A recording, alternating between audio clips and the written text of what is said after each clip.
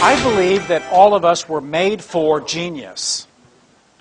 If I see a little child has that genius state of focus, of intention, of purpose, of playfulness, of creativity, naturally.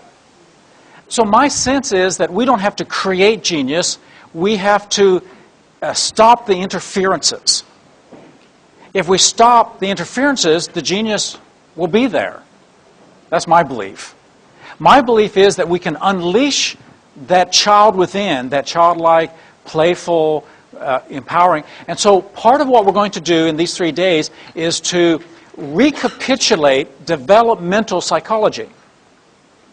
What's one of the first things that any little child starts to do as it wakes up to the fact that it's an individual and a separate being and is in this great big wide world? One of the first things it does is to discover its powers. Discover what it can do as it moves and what works and what doesn't. And it discovers its powers. So one of the most fundamental core metastates is that ability to recognize my powers of what I can mentally do, emotionally do, verbally do, and behaviorally do. And yet a lot of times the interference has been, keep still, be seen, don't be heard. And we set these frames. So we grow up, and sometimes our ability to take risks and to try things, because the most ferocious learning experience any of us had was how to walk. Because none of us did it perfectly the first time, or the first 100 times, and maybe not the first 1,000 times. It took a while to find our feet, but we had lots of fun just exploring and falling down and discovering how to utilize that power. So what we want to do is to rediscover our power. In life, do you ever feel disempowered? Is there any situation that when that happens, you just feel powerless? It's like, what can I do in response to that? So what we want to do is to rediscover the power, identify the powers, own the powers, reclaim our most basic powers. I was brought in to work with the teenagers there in Colorado many years ago, and my contract was to help them become more responsible. And I made the mistake the first day of going in and writing on the board, responsibility, because then they all were in sick state. Because they hated that word, because the word created semantic reactions. You know, I don't want to be responsible, and they especially didn't want to learn how to be responsible. So I slowly found out how to welcome them into the experience by saying, well, do you want some response powers? Response abilities? I snuck it in. Do you have the power to think and have your own mind and your own voice and your own feelings and your own behaviors and to take ownership of that? Partly because it was anger control, they would say, well, he makes me do this. And every once in a while, they would point to each other in the room. He makes me do that. Or they would point to me. You make me so sick. And I would always go, really? I have the power to make you feel sick. Or angry or disgusted or upset or angry or whatever it was. I have the power. And it was really interesting to watch them backpedal.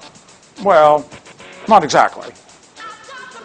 No, I do have the power to control your emotions. They really backpedal.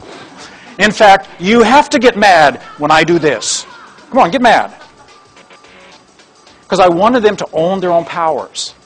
Because it's not people who are powerful that are the most dangerous people on this planet. It's the people who are disempowered, who become desperate and wild and crazy because they don't feel like they're centered and grounded and can take charge of their lives. But it's the person like Viktor Frankl who in the most desperate kind of situations can say, they can do anything to me, they can take away anything, but they can't take away my choice, my emotion to hate them. They can't make me hate them. My power. And when you feel that, then whatever situation occurs, you have a sense of empowerment of running your own brain in terms of what you're thinking, what you're feeling, and then what you say and what you do. Who would like that? Who would like that sense of being so grounded, so solid, that no matter what happens, you know, I have the power to respond. And the world doesn't make me. Nobody makes me. Not even my mate makes me feel anything. That is my response to people, circumstances, situations, and I am a responder. I do respond. I have a mind to mentally respond, and emotions to emotionally respond, and language to verbally respond, and behaviors to take action in response. I do respond rather than just react. How many are reactive from time to time? Do you know some times and situations that cue you to be reactive? And then you go, why did I do that? This is a pattern to help us to respond from our strength and our resourcefulness rather than just react because someone pushed a button. So this pattern will help you unplug buttons. Anybody interested in unplugging some buttons? So I used to play with the boys and say, you know, when they would say, so-and-so made me, and say, so, you got a button there. Everybody, Jim's got a button, and all you have to do is just roll your eyes, and he has to feel this way. He's a puppet, and we pull the strings. And, of course, then he would start backtracking. Well, not exactly. So this is a pattern for that. Who would like to come up here and do the demonstration with me so I can demonstrate with you how to meditate yourself for a sense of empowerment? Who wants to be more empowered for the rest of your life so that never again will things make you reactive, but you choose to respond to whatever? Okay, so we got several. Who's got an event in your mind that may be fairly recent that just really got you reactive? Because if we got something current, you got something like that? Is it Shirley? Okay.